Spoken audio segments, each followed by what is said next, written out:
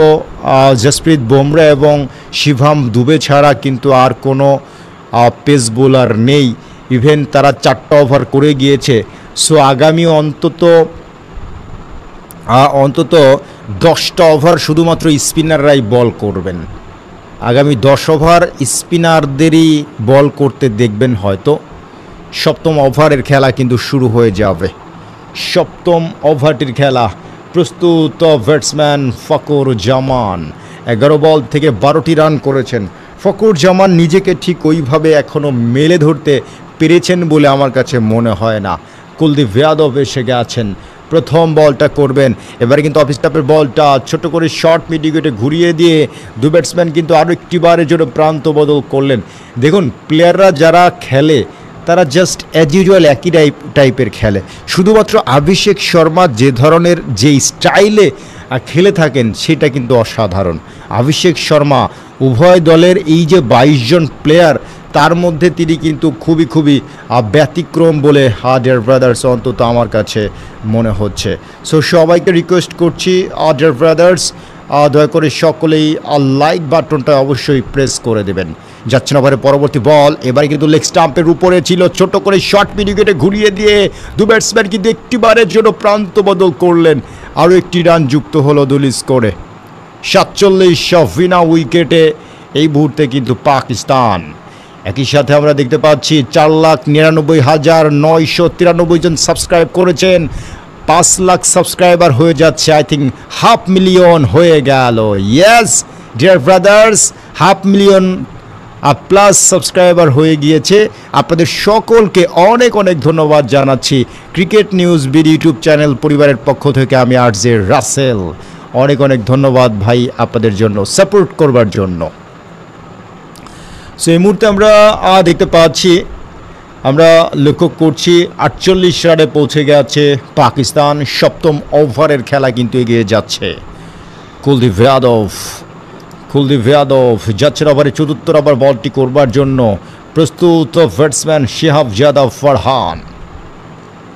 48টি run বিনা উইকেটে। পরবর্তী বল down the উইকেটে এসে বড় শট খেলবেন চিন্তা করলেন, পরবর্তীতে সেটি ডিফেন্সই করলেন।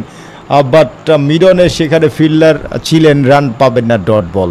অসাধারণ একটি ওভার কুলদীপ যাদবের পক্ষ থেকে। 7ম ওভারের খেলা কিন্তু এগিয়ে যাচ্ছে। টসে জয়লাভ করে বল করছে কিন্তু ইন্ডিয়া। ওভারের 5ম বলটা প্রস্তুত শিহাবজাদা ফারহান।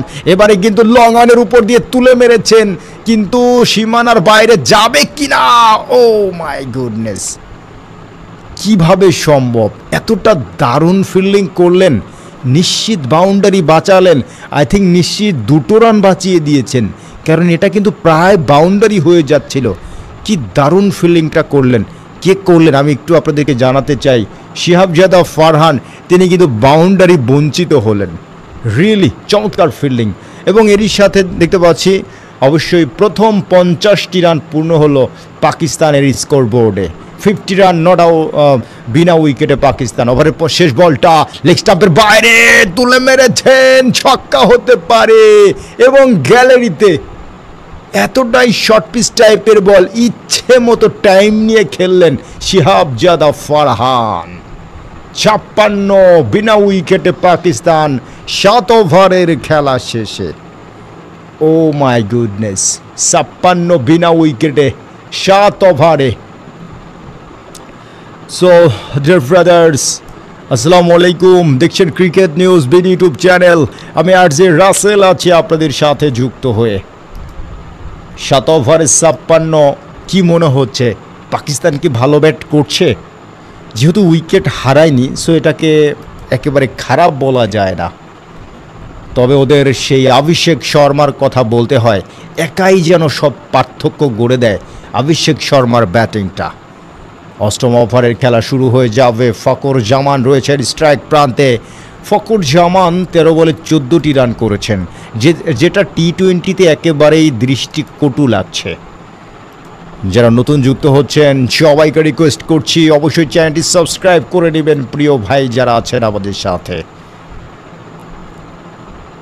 ওভারে পরবর্তী বলটা এবার লেগ স্টাম্পের বাইরে আবার তুলে মেরেছেন, ক্যাচ হতে পারে ফাইন লেগ অঞ্চলে, কিন্তু না, সেখানে ফিল্ডার ছিলেন, কুড়িয়ে নিয়েছেন, রান পাবেন একটি।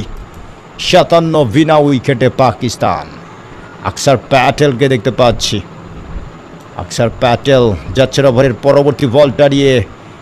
ওভারের পরবর্তী বলটা করবেন, এদিকে প্রস্তুত ব্যাটসম্যান শিহাবজাদা ফারহান 29 বলে 40টি রান করেছেন। দারুণ স্টার্ট শিহাবজাদা ফারহানের ব্যাট থেকে।